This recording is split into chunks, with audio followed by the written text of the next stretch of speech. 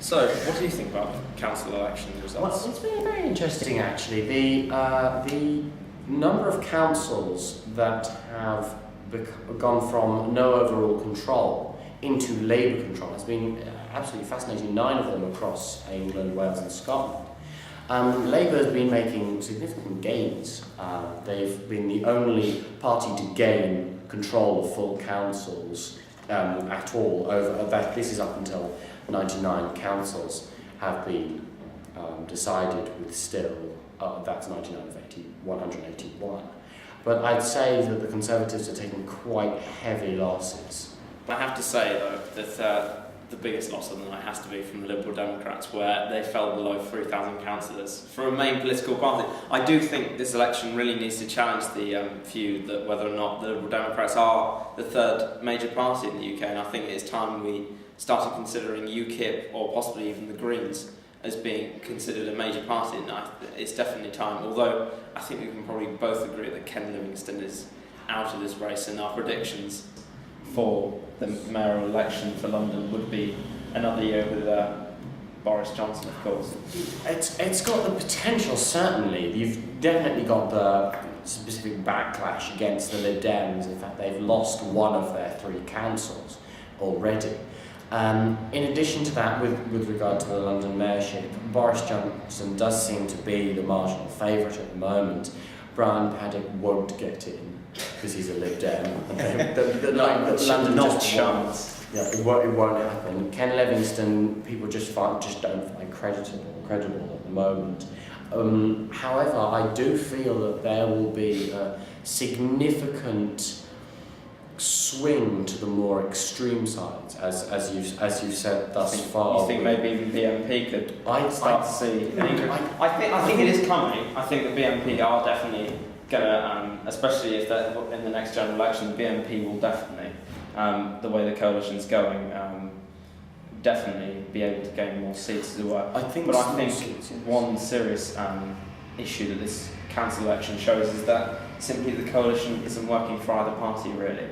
Yes, I personally think that that the dominant party really should be the Conservatives and should be taking it to the right, more to the right than it currently is.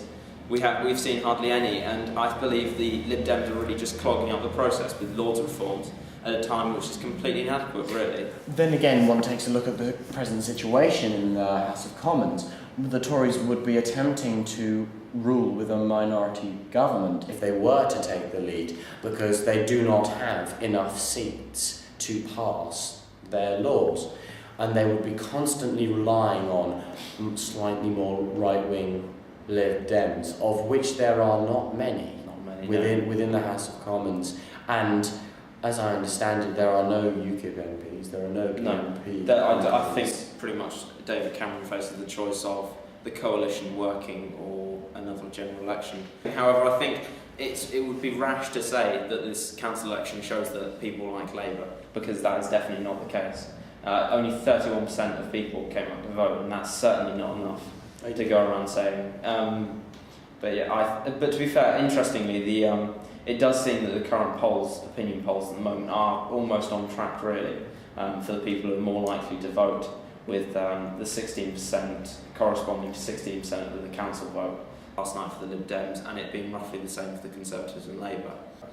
But I really think that these council elections definitely show that the coalition must change something. And I think the main problem is at the moment is we have a government which is more in terms of looking at the bigger picture rather than the finer details, and you find these moments where they are kind of caught out really by some of their more in-depth policies. It is a very difficult one. I personally believe that there's been a real disparity between the Lib Dems and the Tories, which everybody has been able to see. The Lib Dems have been attempting to moderate some of the Conservatives' more right-wing policies, which has not ended well, because you then just get a middle-of-the-line policy which doesn't really appease anybody, and you just get loads of more right-wing Conservatives voting against it. These council elections, I think, although they show a definite swing over to Labour, as I do agree with you, there is very little scope for a considerable Labour victory in the next general election. As far as predictions for those go again, I believe we will probably be facing another hung parliament. Another coalition. I would almost completely agree with you there. I do think that these council elections certainly don't show a Labour victory, and I think it would be rash for David Miliband to go out and proclaim it as such. I would slightly agree with his comments that it certainly shows that Labour is on the mend, as it were, from it. But I think really for the coalition it was both inevitable that they would begin to lose seats because it is the midterm council elections, and I also feel that I think definitely the coalition needs to change tune quite quickly. But to be fair, these council elections have come at the end of a difficult month, and I think really the election result was completely predictable.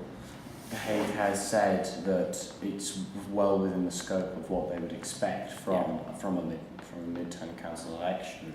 That said, what month is not difficult for the coalition? Yeah, but to be fair, they've gone from month to month with crisis after crisis, the Leveson Inquiry being a particularly ongoing crisis, and the idea of MPs being far more cosy with the Murdoch regime than they possibly should be. But I think to be fair, I think the Leveson Inquiry has now completely been. I honestly think that the MP Tom Watson should be completely removed from it. His comments about how he put, I believe, into the bill, he put in a clause which stated that if they agreed to the bill, Rupert Murdoch would be labelled as inadequate. That was it. Not fit to run News Corp. And I think that's just completely been.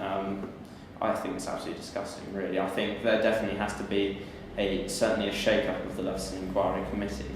That wasn't the Leveson Inquiry Committee, as I understand it. I believe it was the committee. I'm sure it's inside MPs. But the committee of MPs who put forward that, and I think Tom Watson especially has been almost kind of completely, reversing the process. Really, we definitely need a better political system when it comes to the media and how they deal with them.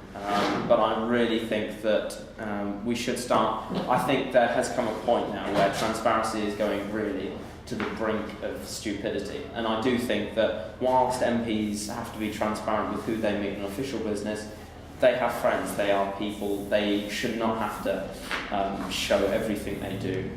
They should be entitled to a private life.